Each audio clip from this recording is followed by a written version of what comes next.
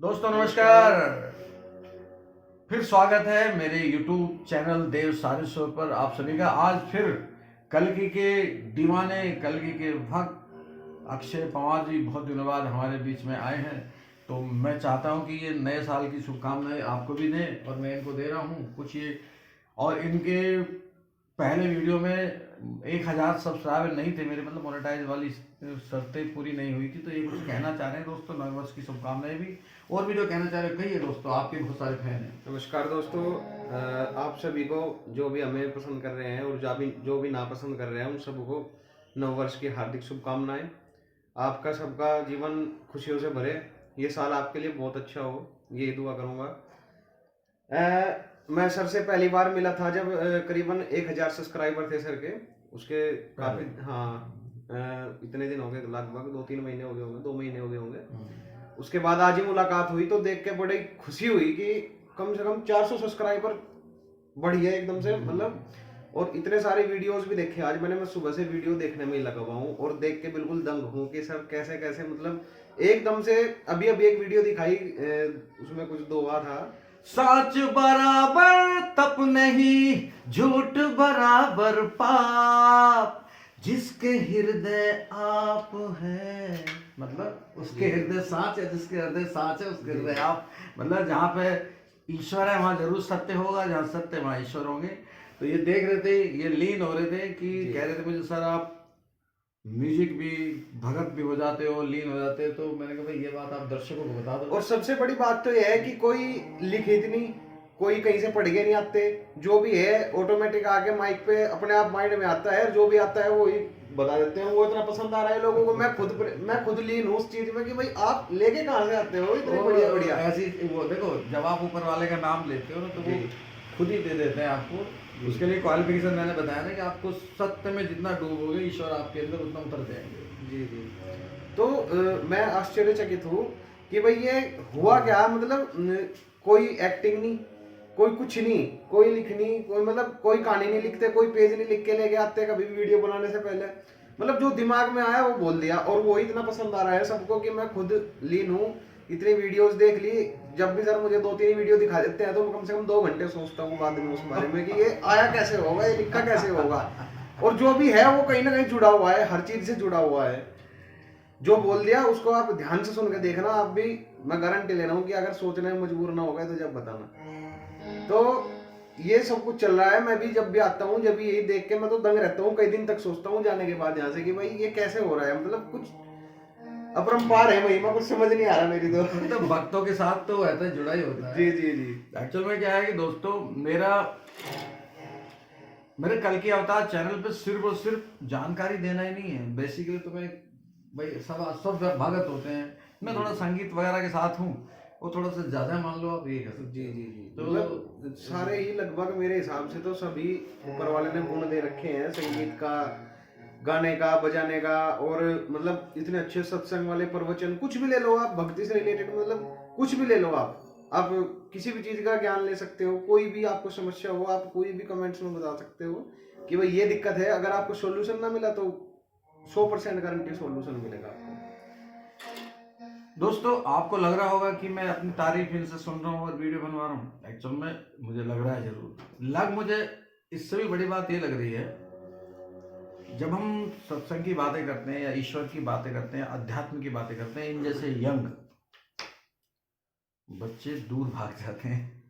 ये हकीकत है। वही तो कलयुग है, यहाँ पे तो नाम भी नहीं याद रहने का। मुझे अपने अंदर जो खास बात लगती है, मैं ये लगती है कि ये यंग बच्चे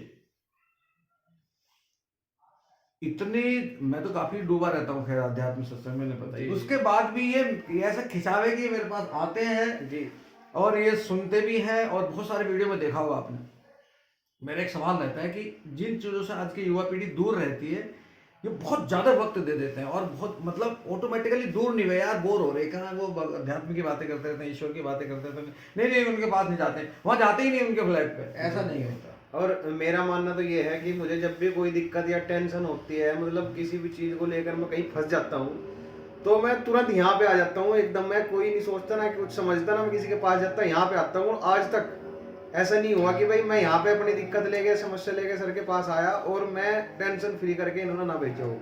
हमेशा टेंशन फ्री कर देते हैं। और मैं ही मेरे जैसे पता नहीं कितने मिलने चिलने वाले हैं जो भी मतलब जब दिखता है कि कोई रास्ता नहीं रहा तो भाई चलो यहाँ पे आके सबको लगता है कि भाई हाँ बस यहाँ तो कुछ ना कुछ समाधान मिलेगा, 100% मिलेगा। और कर देते कुछ नहीं, कोई कोई उपाय नहीं बताते, कोई तांत्रिक विद्या नहीं बताते, उसको कोई मंत्र नहीं फूंकते, कुछ नहीं करते, सिर्फ रास्ता बताएंगे भाई तू जा अपना ये काम कर और कुछ नहीं होगा, अपना टेंशन ले तू। और 100% में अगर मैं खड़ा सामने मैं अपनी बता रहा हूँ। और का तो देखो अगर आप भी कभी आजमा के देखना इस चीज को, ये 100% गारंटीड बात है। अरे दोस्तों, इन्होंने पता क्या कर रखा, मेरे फ्लैट में मेरे कमरे का नाम ही तपोवन रख दिया। तपोवन रख दिया नाम। मतलब इनको लगता है कि मैं वहां बैठ के पता नहीं क्या तपस्या करता हूँ। और मैंने जैसे बताया कि मैं तो इंजीनियर हूँ, बिजली विभाग में हूँ, अधिकारी हूँ। तो इन्होंने तपोवन क्यों रखा नाम, आपने ये बताओ। थोड़ा सा व्यक्तिगत बात है दोस्तों, ब्लॉग वाला चैनल तो नहीं है तो खैर बताओ आप थोड़ा सा। ये बताएंगे तो अच्छा लगेगा आपको। मैंने कोई नाम नहीं रखा भाई, इन्होंने रख दिया सभी लोगों ने। उसमें ऐसा है कि भाई जो भी सर के साथ जुड़े हुए हैं, मतलब फैमिली रिलेटेड हो या फिर क्या कह रहे हैं इनके विभाग से किसी भी नौकरी से रिलेटेड हो, अगर मतलब वो कुछ भी दिक्कत करते हैं, कुछ भी करते हैं, या ना तो कहीं कोर्ट में जाते, किसी के पास कोई केस नहीं डालते, कुछ नहीं करते हैं, ये सिर्फ अपना एक कमरा है, उसको हम तपोवन बोलते हैं। उसमें बैठ के जो भी 2-4 घंटे जो भी चलता है वो अंदर ही चलता है। उसका आज तक हम भी अंदाजा नहीं लगा पाए कि वो होता क्या है। सिर्फ एक चेयर पर बैठ जाते हैं 4-5 घंटे के लिए और उस पर बैठे रहते हैं, कोई खाना नहीं पीना नहीं, अपना बैठे रहते हैं और करते भी कुछ नहीं कि भाई भक्ति संगीत कर रहे हैं ऊपर और नाम जप रहे हैं, कोई तपस्या कर रहे हैं, कुछ नहीं। ये तो अपना पेंसिल उठा लेंगे, ये अपना फोन उठा लेंगे और अपना उसमें लगे रहेंगे और 5 घंटे बाद ऑटोमेटिकली खुद ब खुद अपोजिट से फोन आता है कि सर ये दिक्कत होगी, गलती होगी सर, आगे से ऐसा कुछ नहीं हो पाएगा। मतलब तुरंत एक्शन मिलता है उस चीज का 4-5 घंटे में ही। तो मतलब मैंने वो देखा है, जो पावर वहां पे उन्होंने इकट्ठा करके रख रखी है ना, तो किसी तपोवन से कम नहीं है। जो भी मतलब कोई भागता है तो वहीं से जेवड़ी खींच लेते हैं, तो हाँ भाई कहाँ पे जा रहा है, यहाँ जरूरत है तेरी, कहाँ भागा फिर रहा है इधर उधर। मतलब कोई भी अगर कंट्रोल होता है तो वहीं पे कंट्रोल है सबका, कंट्रोल रूम है ऊपर, उसका नाम तपोवन रख दिया है इसलिए मैंने। तो दोस्तों ये इनका प्यार है मेरे कक्ष को, जहाँ पे तो मैं रहता हूँ, सोता हूँ, या मेरे म्यूजिक एक और म्यूजिक सिस्टम भी है। तो इन्होंने जहाँ मैं विचारता हूँ, ये समझ लीजिए। वैसे तो मैं खैर जो आदमी ज़्यादा कनेक्टेड होता है किसी भी चीज़ से, माया से हो तो ज़्यादातर माया का सोचता रहेगा, ईश्वर से हो तो ईश्वर का सोचता रहेगा। तो मैं ज़्यादातर ईश्वर से कनेक्टेड रहता हूँ। तो इनको ये लगता है अच्छा सारे कुछ गड़बड़ सी लगती है मुझे। मैं हमेशा ये नहीं सोचता कि भाई क्या तुम मतलब कुछ बता रहे हैं। मैं जब भी कुछ बात होती है ना पहले देखता रहता हूँ, हाँ ये चल रहा है, ये चल रहा है, वो चल रहा है। और जब उसका बाद में रिजल्ट मिलता है मैं एकदम देखता रहता हूँ, क्या है ये, कुछ समझ नहीं आ रहा मेरी। कह रहे कुछ नहीं, वो ऐसे ही है, हो जाएगा, पता नहीं यार, मैं तो कुछ करता ही नहीं, पता नहीं कैसे खुद ब खुद हो रहा। तो भाई हम भी तंग है इस चीज से। दंग ही है। जब कुछ समझ ही नहीं आ पाता हमारे सर के ऊपर से होती है सारी बातें। यार दोस्तों ये व्यक्तिगत बातें भी हैं, एक्चुअल में सच बात ये है, कुछ अलग मत समझ लीजिएगा आप।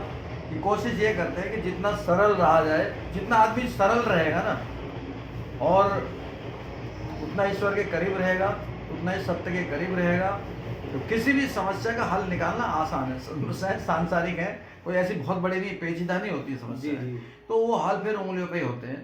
सामने वाला, मुझे तो ये लगता है कि भाई आपने जो ईश्वर है उनके प्रति ये वाला नहीं कि भाई माला जपने बैठ गए, या फिर एनालिसिस जो आपने किया है वो बिल्कुल सच्चे मन से किया है। जो आपके तरंगे हैं वो बिल्कुल डायरेक्ट है, उसमें किसी का रोल नहीं है बीच में कि भाई मतलब ईश्वर के प्रति आपने जो भी किया वो सच्चे ध्यान से वहीं पर लगा दिया पूरा कि भाई इसको क्या होना चाहिए, क्या नहीं होना चाहिए। वो इतने गहराई तक चले जाते हो आपकी, वहां से सॉल्यूशन निकल के आता है। तो एक बार बताओ, जब कलात्मक गुण होते हैं ना आपके, जैसे मतलब मैं म्यूजिक बजा रहा हूँ, जैसे ला ला ला ला ला, अभी ये मैं डायरेक्ट तो बजा रहा हूँ, इस बीच में कोई नहीं है। तो जब भी आप इस तरह के हुनर होता है ना, उसमें डायरेक्ट कनेक्टेड होते हैं शक्ति से। वही है आपकी आस्था की भी है, डेडिकेशन का भी, भक्ति की भी। जब आप उस लेवल पे पहुंच जाए कि डायरेक्ट कनेक्शन हो जाए। अब जैसे देखो, इस म्यूजिक को बजाने के लिए तो लोगों को सारे गाँव पादा नहीं याद नहीं रहते। अब मैं आपसे अगर अब तुम गए कहाँ ईश्वर मुझे छोड़ के, मैं यहाँ भटक रहा हूँ, अभी किसी ने बताया नहीं, या मैंने लिखा कुछ नहीं। तो ये चीज जब आप उस लेवल पे आ जाते हैं तो फिर वो चीज आप ऑटोमेटिकली हो जाती है। ये बाकी दोस्तों व्यक्तिगत भी होते रहना चाहिए कि मैं कैसा होता जा रहा हूँ ईश्वर की जी समर्पण में, ये लोग बताएंगे।